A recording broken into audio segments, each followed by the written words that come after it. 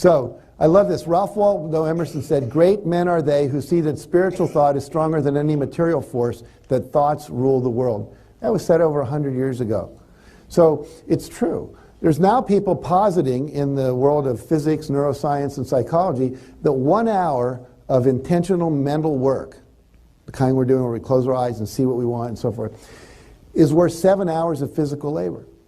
Now that doesn't mean you still don't do some physical stuff, but which would you rather have? The effect of 7 hours with 1 hour, or the effect of 1 hour with 1 hour? So you can accelerate all of this. We said go further and faster with less effort if you use the mental part. So, still in step one, decide exactly what you want. I'm going to teach you some ways to do that that are easy. First of all, focus on what you want, not what you don't want. Had a client, she said, "Teach me to use law of attraction to attract my perfect boyfriend." I said, "Great, describe your perfect boyfriend." She said, no, I already know what I want. You just tell me how to get it. I said, "Well, just to be clear, you tell me." We went back and forth 4 times before she finally said it. Okay. She said, "I want someone who doesn't smoke, doesn't drink, doesn't watch TV all weekend, doesn't play sports to the exclusion of having, isn't verbally abusive." And she went on with like 9 things she didn't want. Where was all her energy? On what she didn't want. I said, "Let me describe your last 3 boyfriends to you." She said, "Really?" I said, "Yeah. Someone who smoked too much, drank too much, watched too much TV, was into sports more than you wanted, put you down verbally." She said, "How'd you know?" I said, "You just told me." So always focus on what you want, not what you don't want. Honor your desires and trust your preferences. Very important. We talked about that. It's so critical that you trust what you want. Don't feel guilty about being selfish. Be you. The best you can do for the world is be yourself 100%. Then everything works, because God, universe, the force, whatever you want to call it, created all of us in the great diversity that we are to fulfill all the things that needed to be fulfilled in the world. And you being a doctor when what you really want to be as a mechanic isn't going to work. You're going to end up with back pain and headaches because you're not doing what you want to do. And we need mechanics just as much as we need doctors. Now, a friend of mine, Alan Cohen, wrote a book called Why Your Life Sucks. It's a great title for a book. And one of the things he talked about in that book was we talk ourselves into doing things we don't want to do. How many of you have ever done that? Yeah. Now, he says when someone asks him to do something, if he doesn't have an immediate hell yes, it's definitely already a hell no. See, if you say to someone, "Well, let me think about it, I need to whatever, well, I'll get back to you," it's already a no. Just listen to your energy.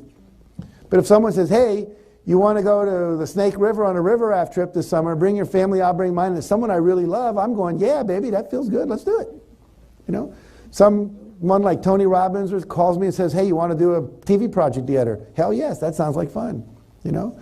So really, really, really, if you don't get an initial like, yeah, really ask yourself, is this something I want to do? Life can be a trip if you just do the things that are really, really exciting, really fun, that give you juice. Now, 3 quick techniques to clarify what you want. Number 1, it's called create an irritation list. Now, in this first half of this, you're actually going to focus on what you don't want, because what you don't want gives you a clue about what you do want.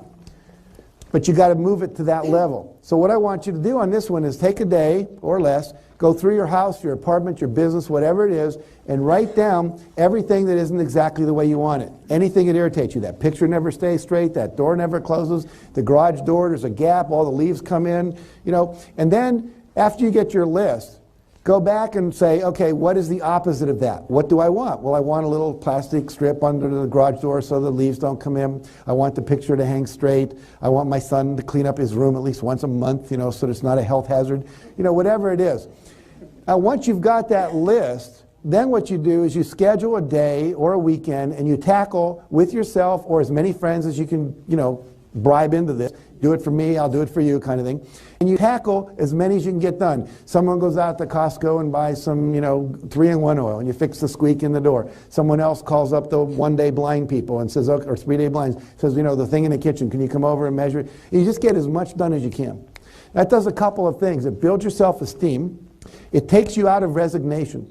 Because most of the things that you're not handling that are like that are things that you're resigned about. There's always going to be a crack in that wall. The garage door is never going to come down easily. There'll never be a stapler at the Xerox machine, you know. But if you think about it, you can buy a little chain, you can glue it down, you can always make sure there's a stapler there, you can assign someone on the task to do that. You can buy Velcro and put them at the bottom of your picture so they can't possibly move on the wall. But all of a sudden, that's handled. And when that gets handled, there's a relief. And suddenly you begin to go, wow, I can have it the way I want it. It is possible to have the walls painted and this, you know. And so it's very, very important psychologically. Okay, so we have the irritation list. The second thing is to make a list of 101 goals that you want to accomplish before you die. Write down 101 things. It may take you a few days to do all that, but I promise you it will release a lot of energy. All of a sudden you go, ah, I did always want to go to Paris. And you write it down and go, wow, maybe I really will. That's kind of neat because I've written it down now because it's really possible. And write down 101 things. You can buy a book called 1,001 Places You Should See Before You Die. It's a best-selling book out there. Some of you are nodding, you know about it. I went through that book and picked 50 places that I definitely want to go to. The Terracotta Soldiers in Xi'an, the Great Wall of China, which I haven't been to, the Leaning Tower of Pisa I haven't got to Venice yet, etc. And said, I'm going to definitely do these. And if I have 30, 40 years left, if I do 1 or 2 a year, it's handled, right? All right. So here's a cool story. Here's a guy named Lou Holtz.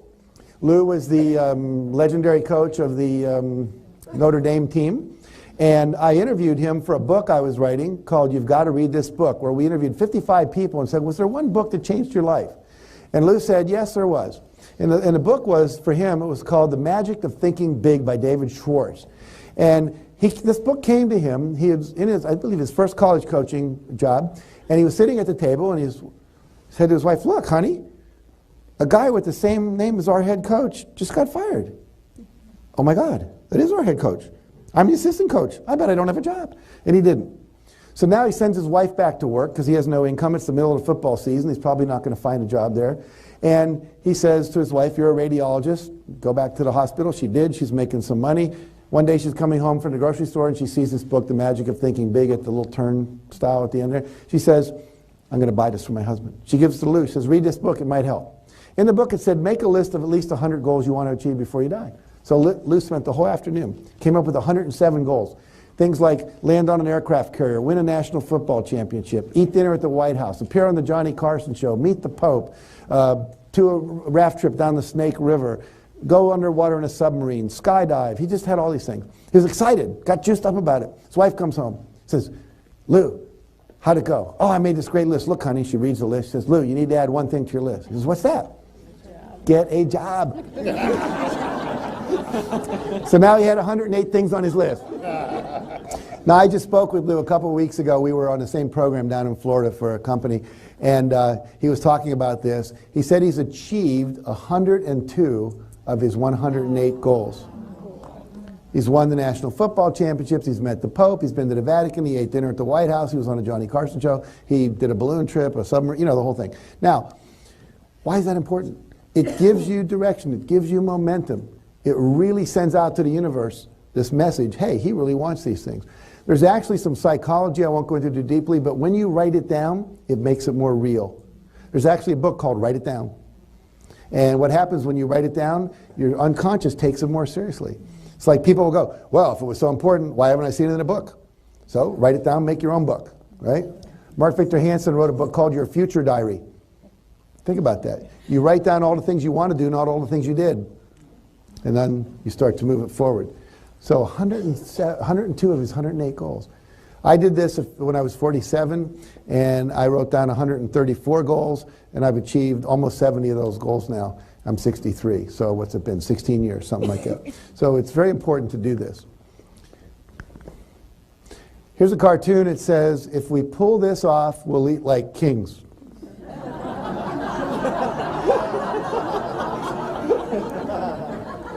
Big vision. So you want to have a big vision. When I interviewed General Wesley Clark, he said it doesn't take any more time to dream a big dream than it takes to dream a small dream. That was a mind-shattering idea for me when he said that. It doesn't take any more time or effort to dream a big dream. So if you're going to dream, why not go for the whole enchilada? Dream for what you really want. Most people dream what they think is possible, which is based on current reality, which means you're letting a current reality affect your future instead of your vision. Visionaries decide what they want and then set the goal out there. Mandela, we're going to get the apartheid thing done. Gandhi, we're going to get the British out of India. Kennedy, we're going to put a man on the moon by the end of the decade. Martin Luther King, we're going to have a country where racism disappears eventually. People with a vision. And then what do? They acted on that vision. They kept the vision alive. Keep the dream alive, as Jesse Jackson always said. You want to keep the dream alive. Focus on the dream, not on your reality. Don't let what you currently do. I mean, I have friends who never went to high school, didn't finish high school rather, never went to college, that are multimillionaires. Multimillionaires. Dick Cheney, vice president, never graduated college. Bill Gates, richest guy in America, never graduated college. Michael Dell at the University of Texas, didn't graduate college, creates Dell Computers. So that's not the thing. The thing is, what is it you want? What's the vision? You all have an internal GPS system. You know what a GPS system is in your car? All you have to do is what? Input the destination, it figures out the map. Your unconscious and the universe will figure out the map and present it to you. You don't have to figure it out. Most people, if they can't see how they're going to get the goal, won't commit to the goal. The how shows up after the commitment to the what. It's very, very important. Most people want to see how before they commit. You got to commit before you see how. It's like a little puzzle they built in backwards to test us. But that's the way it works. Okay. Now, your inner guidance system tells you if you're on course or off course. The main thing we talked about earlier is joy. Does this feel joyful? When I think about this path, do I get a sense of expansion? Does it make me feel, wow, yeah, hell yes? Or do I get a sense of contraction? So you can think about two possible paths for your life. One path will feel opening, the other one will feel shut down. Trust that. If you're doing, I wrote about a woman in my book who was at Ohio State University, and she wanted to be a veterinarian, she thought, because she loved animals. But all she was taking was all these biochem courses and stuff. She was miserable. And so finally she said, I'm miserable. This isn't working for me. When was I happiest in life? And what she got in touch with, she was happiest when she was doing leadership stuff. She was a leader in high school. She was a volunteer that would chaperone the leaders when they bring them to the state conference. And she said, that's when I was really happy. So she went back to the Ohio State University people and said, can I create a major that doesn't exist in leadership? Take some communication courses, some political science courses, some psychology classes, etc., and then create this new major. And they said yes. And out of that, there's actually now a Department of Leadership there. At 26 years old, she was teaching at the Pentagon, had a full-time job teaching leadership to generals and colonels and admirals and all these people at the Pentagon, because they had never studied leadership in the last 20 years after they'd gotten out of West Point and Annapolis, and a whole lot of new stuff was known, and she was able to be a teacher to them. Now she started a leadership foundation where she trains kids how to be leaders. She was elected, or selected, voted, Miss Virginia. And as a result, her campaign became leadership in the state of Virginia. She came in number 2, runner-up, if you will, in the Miss America contest. So either joy or expansion or lack of joy or contraction, aliveness versus boredom versus So start paying attention to your body. That's where you're going to feel this guidance, okay? All right. The third technique is called the vision exercise. And I'm just going to walk you through this very quickly. There are 7 areas of this. And there's the financial. What's your vision for your life financially? Where do you want to be 2, 3, 5 years from now? How much money do you want to make? How much income do you want to have? How much profit in your business? What do you want your retirement package to look like? Do you know the average American retires with a net worth of $25,000 if you subtract their debt from their assets? That's less than most people make in a year. You couldn't save it in a life. That's sad. You don't want to be one of those people. But you got to have a clear vision or it won't manifest. Number 2, business and career. What do you want in that part of your life? Number 3, fun time and recreation. Salsa dancing, hobbies you want to do, travels you want to do, an improv class, whatever it might be. Schedule it, think about it, visualize it. Health and fitness. What's your health and fitness vision for yourself? Are you flexible? Can you touch your hands to the floor? Can you do Pilates? Can you run a mile without dying? I met a woman, she was 83, we were both getting an award. She didn't start running marathons until she was 55 years old. She got out in the backyard, did 1 lap, fell on the ground, thought she was going to have a heart attack. Said, that's terrible. Now, it was a fairly big backyard, but still, not 1 lap. She said to her husband, I'm going to walk or crawl around that yard 1 more time every day. Pretty soon she's up to 10, 11, 12, 13, 14, 15. 6 months later, she ran her first marathon. She was 83 when I met her. She had just finished a 75-mile race. Wow. It's the entire circumference of Lake Tahoe in California. takes all day and all night to run that race. But she did it. Now, what's your dream of what you're able to do? Are you going to be walking around in a walker? Or are you going to be someone with bone density and flexibility and energy because you're taking care of yourself? What's the vision? If you'll create the vision, the how will show up. The people will walk into your life with the right supplements and minerals, and people will say you need to go to the seminar, and here's this place you can go fasting, and all the things will show up, but you got to have the clear vision. Relationships. What's your vision for relationships? What do you want to be experiencing with your spouse? More intimacy, better sex, you want to have more fun, more time off, not so much work, you want to go dancing once a week? What's it look like? Create that vision for yourself. Personal, which is the area of spiritual growth, emotional growth. Like we commit to taking 4 workshops, my wife and I, every year. We go to Esalen Institute, which is up in Big Sur, about several hours north of us. We take a couples workshop, we might take a painting workshop, a drumming workshop, a Gestalt workshop, a Tai Chi workshop, lots of different things over the years, but we're constantly in a growth mode. How many books do you want to read? How many people do you want to spend time with that could be mentors and can help you grow, etc. And then finally, what contribution do you want to make to life? What contribution? I have a friend whose name is Kenneth Baring. I met him, we were getting an award. I get a lot of awards because of Chicken Soup books. And I meet really cool people, because all the people getting them are people that have done cool stuff. And he was once the owner of the Seattle Seahawks, the co-owner. And he said he'd gone through 4 stages in his life. The first stage, he said, was called stuff. He thought if he had all the right stuff, he'd be happy. And he had the cars and the boats and the planes and all that stuff, still wasn't happy. He said, well, he went to his next life, I think it was called better stuff. Need the better car, better house, better plane. That's why this guy had this plane, he only had this one, that's why he wasn't happy. So he got all the better stuff, he still wasn't happy. He said, maybe I have the wrong stuff, going after the wrong stuff. He said, that's when I bought the Seattle Seahawks. So I figure if you own a football team, that's got to be a cool thing, right? You sit in the box, you know all the players, you travel around, get a lot of respect. Still wasn't happy. And so then he said, this guy friend of his came to him and said, look, I want to take over a bunch of wheelchairs to Bosnia, Herzegovina, Croatia, those places, and give them to kids who've lost their legs with landmines and so forth. Would you come with me? He said, sure.